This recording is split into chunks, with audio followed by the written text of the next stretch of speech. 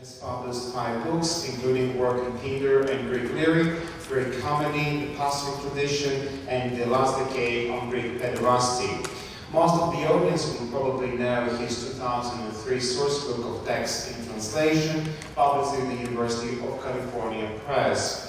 Most recently, has been working together with social scientists to open up interdisciplinary perspectives of how evidence about historical sexualities can illuminate the social constructiveness of modern sexual norms and assumptions. In this vein, he has edited a recent special issue of the journal Themos and a new collection of essays responding to the work of the controversial social psychologist Bruce Bryant. He's also editing the Black Book Companion to Greco-Roman Sexualities. The title of Hubbard's paper today is Greek Pederasty, the Construction of Childhood and Academic Freedom. Please join me in welcome Thomas Hubbard to the podium. Thank you.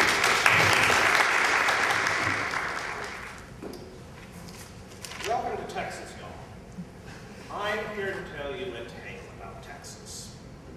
As the drill sergeant in Kubrick's film Full Metal Jacket said, what the hell ever came out of Texas other than steers and queers? And let me assure you, there are a lot more steers and queers. And some of them don't care for those of us who insist on stampeding the herd with a lot of queer questions. Now, I reserve myself a little bit of freedom to irritate Texans because I'm an Okie by birth.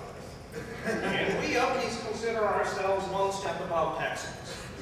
On the map, at least, nowhere else. As some of you may have heard, Republicans did pretty well in the last elections down here. For nearly a decade, they've already held all the statewide offices, and now they have 2/3 majorities in the legislature as well. Now, don't get me wrong, there's some good Texas Republicans, like this man here, who speaks his mind plainly and honors the old Texas tradition of standing up for individual liberty and staying out of other people's business. He doesn't judge anyone on their lifestyle. But there are also some not so nice Texas Republicans, like former House Majority Leader and current convicted felon Tom DeLay. Back in 1999, he introduced a resolution in Congress condemning an academic paper published in a top journal because he didn't like its conclusions. Using sophisticated statistical methods, this paper demonstrated that what most people today call child abuse is not always as harmful as people assume. Indeed, the paper found that most gay and bisexual boys didn't feel harmed by the abuse at all. A large percentage even rated it in retrospect as a positive developmental experience. Now, this didn't sit well with Tom DeLay and his ilk, so for the first time in history, both houses of the U.S. Congress voted unanimously to condemn a peer-reviewed academic study. I later befriended the lead author of that study, a psychologist named Bruce Bryant.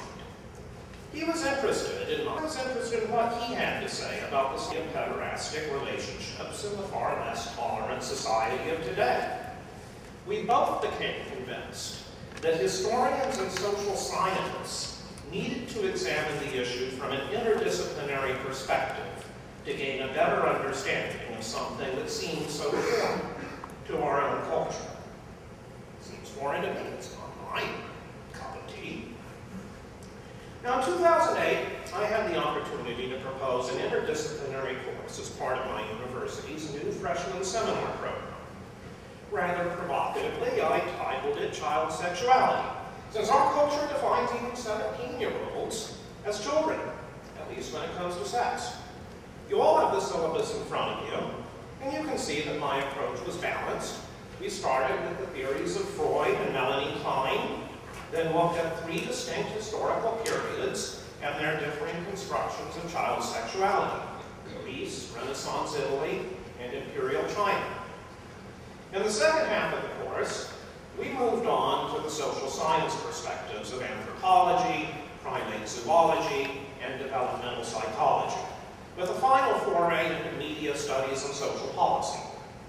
The purpose was to challenge freshman students who were themselves just emerging out of legal childhood, in fact one of them was still 17, to reflect upon their own ingrained attitudes and assumptions by exposure to the ways a variety of academic discourses examine these complicated questions.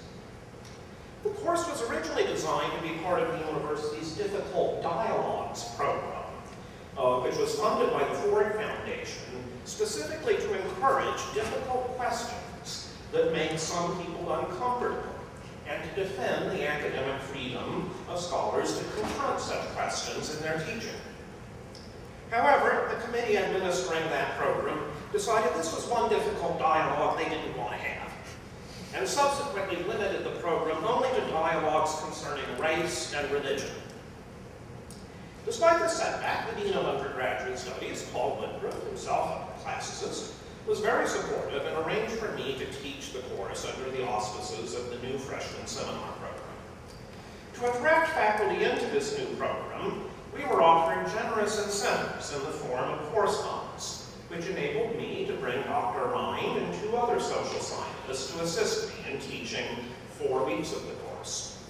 I was scheduled to teach the course again the following fall, and an eager group of students signed up for it, but at the last minute this funding was, with scant explanation, withdrawn from my course by the action of other administrators, so it never got taught again. One can, of course, understand the squeamishness of some administrators, given the political climate of the state. The university's Board of Regents are all appointed by this guy, the governor, and even greater power rests with the state legislature. Now, the leading candidate to be the next Speaker of the House is this man, Representative Warren Chisholm of Pampa, Texas, who's announced as one of his top legislative priorities to make sure that the University of Texas is never allowed to offer domestic partner benefits to its employees. Not that we currently do, or we're even likely to, but still this is one of his top 5 issues. Now, to understand Warren Chisholm, you need to understand Pampa, Texas. Way up at the top of the Texas Panhandle. Country that's not good for much of anything except raising steers and sheep. And where there are a lot of sheep, there are a lot of shepherds of the flock telling the sheep what to think every Sunday. Now, we Hubbards have some experience with the Texas Panhandle. Because before we were Wokies, we were Texans. My granddad came to the Panhandle and settled not too far from Pampa in 1905. He was a blacksmith by trade, and his name, like mine, was Thomas. Although he came from the northeast corner of Mississippi, he never harbored an unkind thought toward colored folk. That's what the polite people called them back then. You see, his mom died at an early age, and he was raised by a colored nursemaid, whom he loved as if she were his mom. There aren't many colored folks in the Texas Panhandle now. It's not because some didn't try settling there. My granddad never hesitated to trade with them. They didn't have money, he'd take some firewood or chicken or whatever they would offer in exchange for shoeing their horse or fixing their wagon. Now, that wasn't a very popular thing to do in West Texas around 1905. People would ask him, "Tom, why are you associating with them damn niggers? You're not one." Pretty soon, the respectable white folks in town wouldn't do business with him anymore. So we moved on to one town after another. Finally, by 1917, he had his fill of Texas and moved his family across the border into the newly opened Indian Territory, where things were a little better.